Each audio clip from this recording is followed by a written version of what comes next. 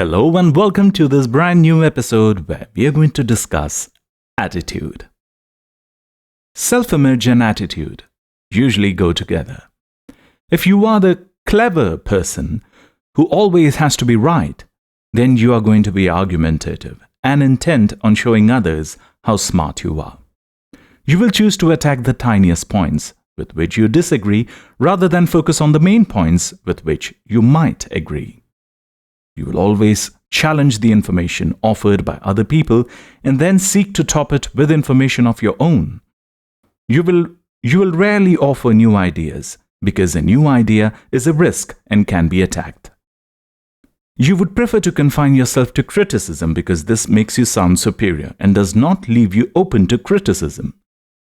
If an idea is to put forward, you will be ready with a yes, but to show the idea is not so great after all.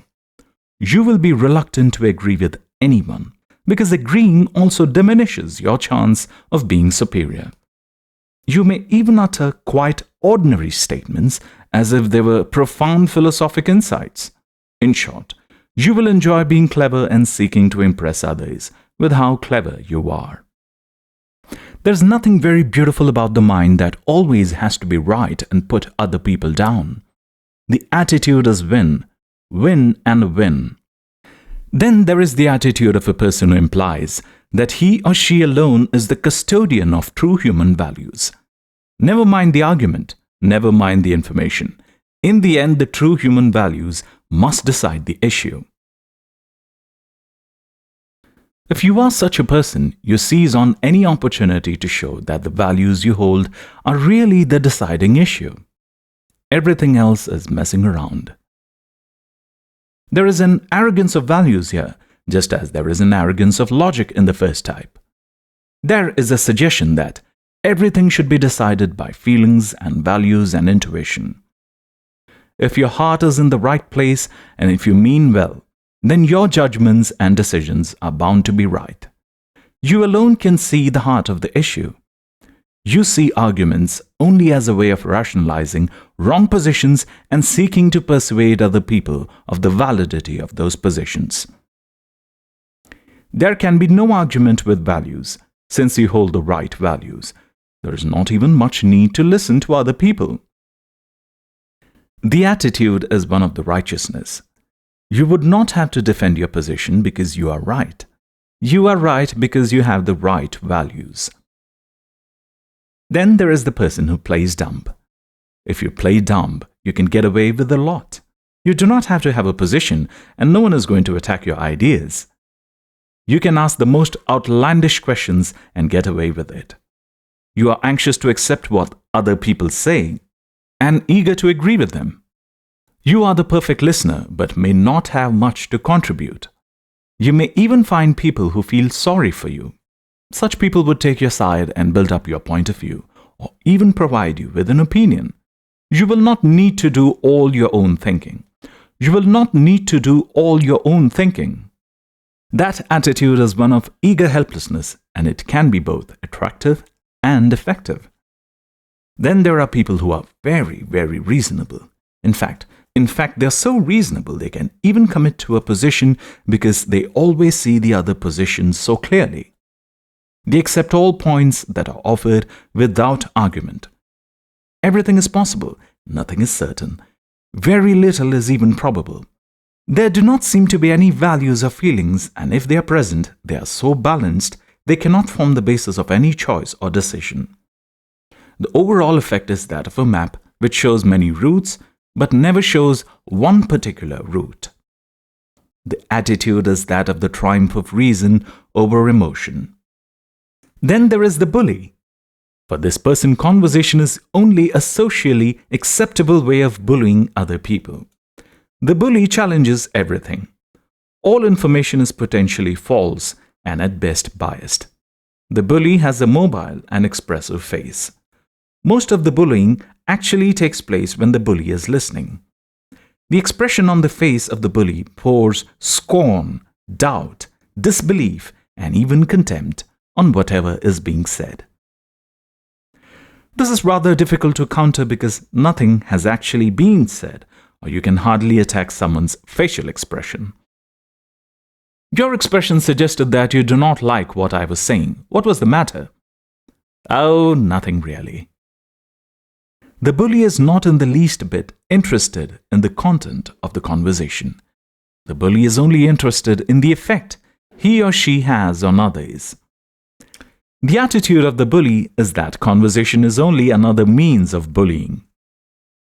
Then there is the toady.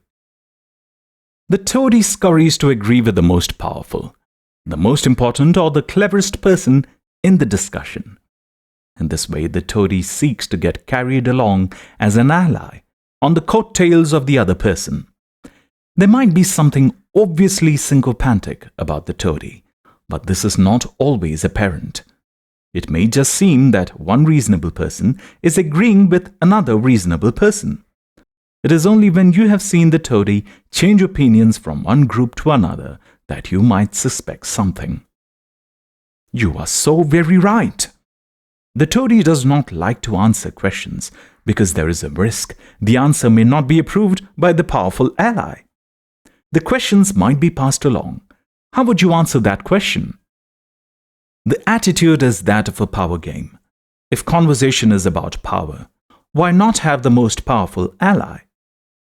Then there might be the innovator or ideas person. The innovator is bored by conventional opinions and arguments.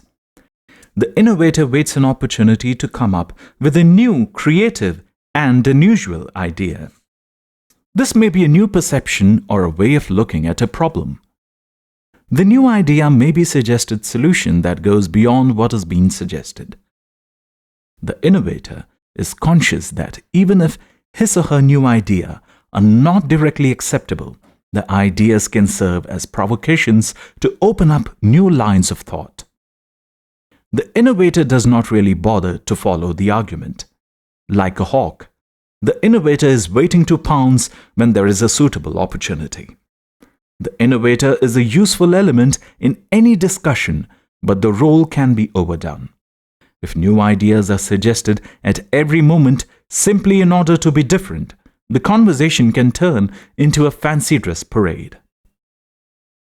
The attitude of the innovator is that only new ideas are fun and argument is boring. Then there is a person who has seen and heard it all. There is an affected tiredness and boredom. Any line of argument is treated as old hat. New ideas are treated as the same old ideas. Such a person contributes very little and is a drain on any conversation. There is a negative enthusiasm which absorbs and kills any real enthusiasm.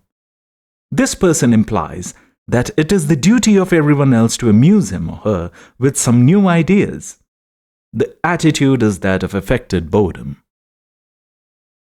The battle attitude. This attitude sees any conversation as a battle between two parties, each of which has a point of view. The important thing is to win the battle. Exploration of the subject or the development of new ideas is not important at all. In love and war, all is fair, and so it is with the battle attitude. Information is withheld if it would support the other point of view. This attitude is very close to that of lawyers in a court of law. It is a win-lose attitude. There is only going to be one winner. If appeasement seems to be offered, it is only a ruse to lead on and trap the other side. There is no mercy. The defeated side must clearly accept defeat. The ego power game. Here the discussion is seen as an arena in which to exercise ego power. The discussion or conversation is there to be dominated. This domination is not achieved in the battle mode. On the contrary, there might be quite a lot of agreement in order to get allies to your side. So long as you emerge as the dominant character, you do not have to win the argument. There may be changes of strategy and changes of tactics according to how things develop. Dominance is a different concept from winning. In an election, the person playing the power game might be populist and get the most votes. The learner attitude. Here the person enters the discussion with the clear intention of learning something. It is not a matter of proving you are right or convincing others of your point of view. The intention is to learn. There may be new ideas. There may be new insights and revelations. There may be new information. There may be new lines of thought. If at the end you can walk away having learned something new, then you have not wasted your time. The explorer attitude. This is the same attitude as that of an explorer reaching new shores. There is a subject to be explored. How can some interesting minds explore that subject cooperatively? There will be different points of view, just as different explorers may land at different points around an island. Can these different points of view be put together to give a more complete picture?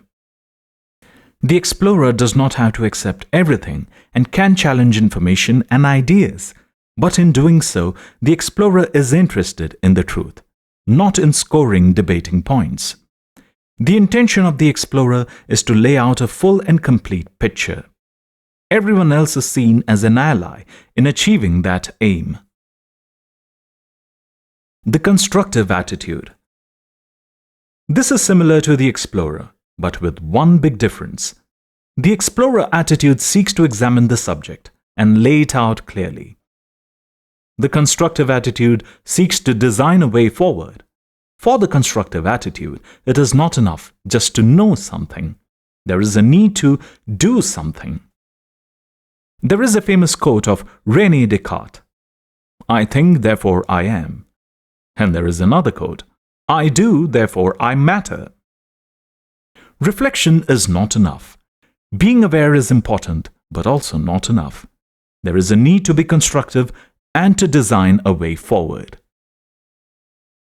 The fun attitude. Conversation and discussion are an enjoyable use of mind, just as sport is an enjoyable use of the body.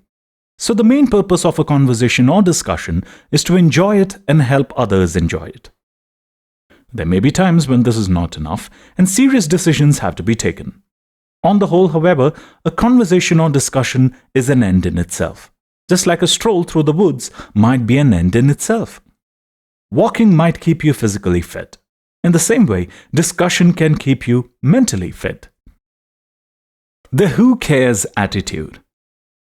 If you're going to be with other people, you cannot just stand and stare at each other. Social behavior requires that you talk to each other. This is like breathing. It just happens. We do not have to think consciously about breathing, and we do not have to think about talking. Whatever chit-chat comes to mind will provide adequate communication. You can talk about last week's party or some latest gossip. It is the interaction with other people that matters, not what is said. This is rather like saying people have to eat anyways, it does not matter what is cooked. If you do enjoy interacting with other people, then you can double that pleasure by also enjoying what is said. Otherwise, you might as well grunt at each other. You bother to make your appearance attractive, why not bother to make your conversation attractive? Now let's summarize attitude. Attitude is very much related to self-image. There is the clever person who has to be right and more clever than anyone else. There is the guardian of values, who insists that only values matter and that he or she knows the right values. There is the person who plays dumb and invites sympathy and help. There are those who are so reasonable they never reach a conclusion or an opinion. The bullying uses conversation as only another means of bullying. The toady allies himself or herself to the most powerful person in the group. The innovator is only looking for opportunities to suggest creative new ideas. The bored person affects to be bored and to have heard it all before. There is the battle attitude of win and lose. There is the ego power game where domination is the intention. The learner attitude always seeks to learn something new. The explorer attitude seeks the truth and to fully understand the matter. The constructive attitude seeks to design a way forward. The fun attitude sees conversation as entertainment. The who cares attitude believes that it does not matter at all what is said in the conversation or discussion. That brings us to the end of this episode. In the next episode, we are going to be discussing starting and topics.